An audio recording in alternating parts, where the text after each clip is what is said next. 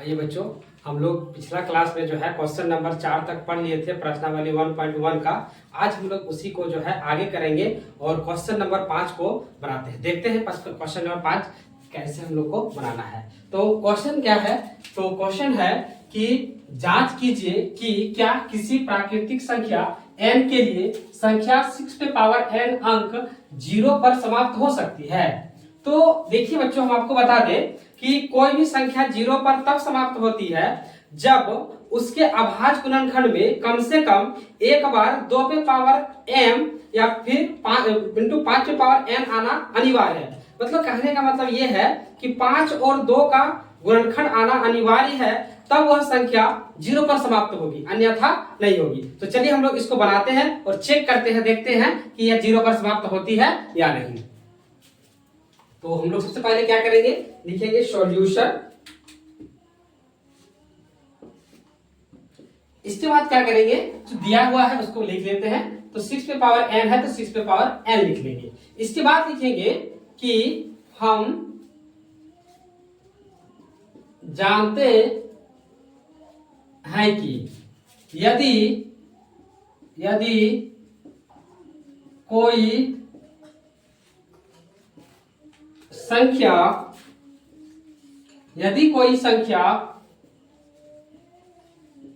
0 पर समाप्त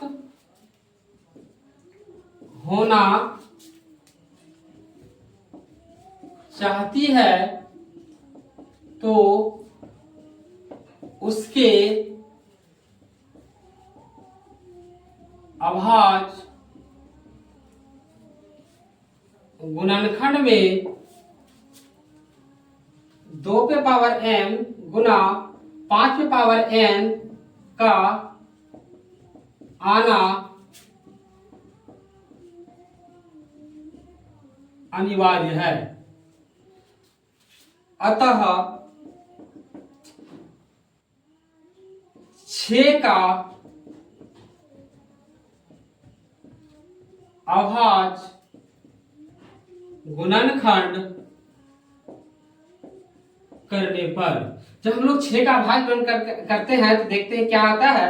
इसको 2 से लगाएंगे 3 बार में लग जाएगा, इसको 3 से लगाएंगे तो 1 बार में लग जाएगा। तो हम क्या देख रहे हैं कि जब हम 6 का अभाज्य गुणनखंड किए तो ये 2 और 3 के गुणज में आता है। तो हम लोग लिखेंगे चूंकि 6 का अभाज्य गुणनखंड 2 गुना 3 है, जो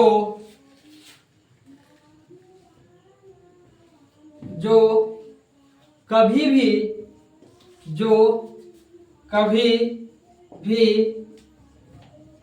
0 पर समाप्त नहीं होगी,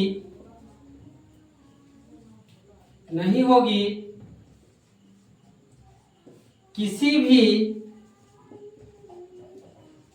प्राकृतिक संख्या n के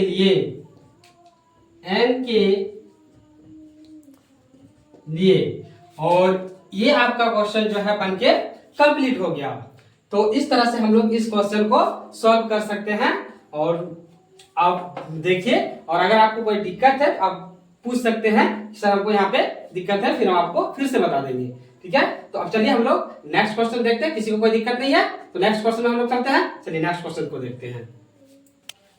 क्वेश्चन नंबर 6 को देखते हैं, जो कि है व्याख्या कीजिए कि 7 गुना 11 गुना 13 जोड़ 13 और 7 गुना 6 गुना 5 गुना 4 गुना 3 गुना 2 गुना 1 जोड़ 5 भाज्य संख्याएं क्यों है।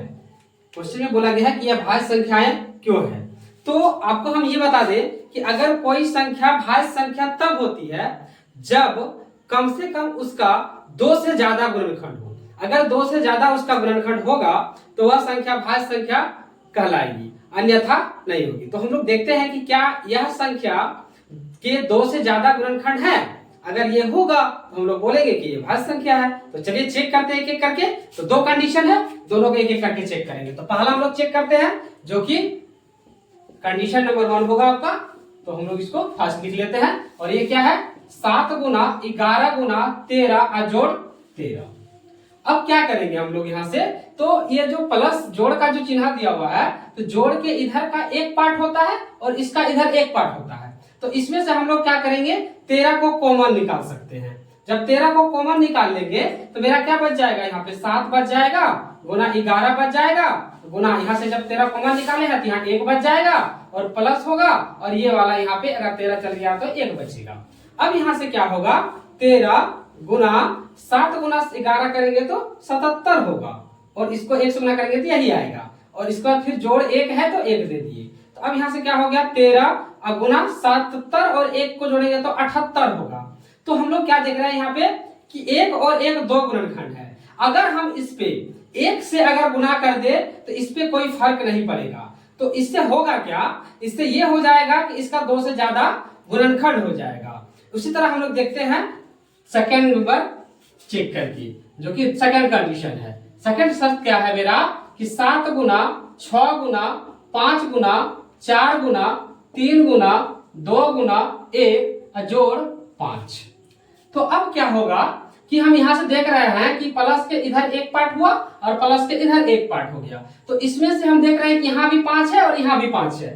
तो इन दोनों जगह से हम क्या करेंगे ना, 5 कॉमन निकाल लेंगे। जब हम यहाँ से 5 कॉमन निकालेंगे तो मेरा क्या क्या बच जाएगा, वो बच जाएगा 7 गुना 6 गुना 4 गुना 3 गुना 2, और ये गुना बच जाएगा 1, और यहाँ प्लस होगा, और इसके यहाँ से जब 5 को निकाले तो यहाँ क्या बचेगा, अब 1 बचेगा, तो 1 लिख लेंगे।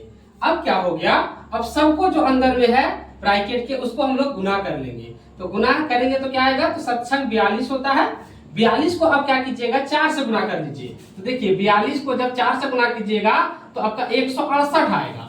अब 168 को फिर 3 से गुना कीजिए। जब 3 से इसको गुना कीजिएगा तो 8 3 का 24 होता है, हाथ में कैरी किए 2, 6 3 18, 2 20 होता है, 20 का 0, फिर से कैरी कर लिए हम लोग कितना 2, और 3 और 2 5 हो गया आपका, मतलब 504 आ गया। अब 504 और 2 बचा हुआ, तो फिर इस 2 से इसको हम लोग क्या करेंगे, मल्टीप्लाई कर देंगे। तो ये कितना हो जाएगा, ये हो जाएगा 1008 हो जाएगा। तो यहाँ से गुना करने के बाद कितना आया, 1008 आया, और प्लस में कितना है, 1 है, तो प्लस में 1 भी लिख देंगे। अब क्या हो गया, जब इसको हम लोग फिर से ऐड करेंगे तो ये हो जाएगा 1000, यहाँ पे आप साइन लगा सकते हैं आप इंटू का, और 1000 यहाँ से 9 हो जाएगा। तो यहाँ पे भी देख रहे हैं 2 गुणनखंड आ रहा है, तो यहाँ पे भी हम अपने मन से क्या कर सकते हैं, 1 लगा सकते हैं, जिससे कि ये मेरा 2 से ज्यादा गुणनखंड में हो जाएगा।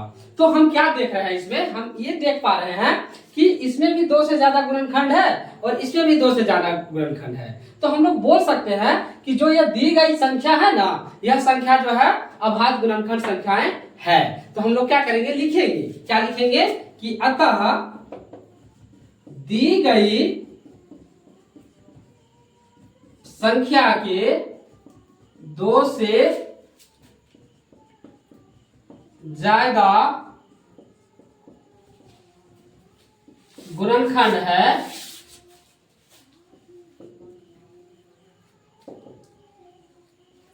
इसीलिए यह संख्या भाज्य संख्या होगी। और ये आपका सवाल जो है कंप्लीट हो गया। और जो है यहाँ से यहाँ तक आप जो है इसको बनाइएगा, और यहाँ तक आपका जो ये कंप्लीट हो जाता है। अगर आपको कोई दिक्कत होगा इसमें, समझता है जी, कोई दिक्कत है इसमें है तो बताओ जल्दी से, नहीं ना, चलिए नहीं है तो इसको हम लोग मिटाते हैं। इसके बाद नेक्स्ट सवाल देखते हैं, जो कि क्वेश्चन नंबर कितना होगा, इसके बाद 7 होगा। चलिए सवाल नंबर क्वेश्चन पे चलते हैं। आइए बच्चों, हम लोग क्वेश्चन नंबर 6 तक तो सीख चुके थे, अब क्वेश्चन नंबर हम लोग 7 को सीखते हैं।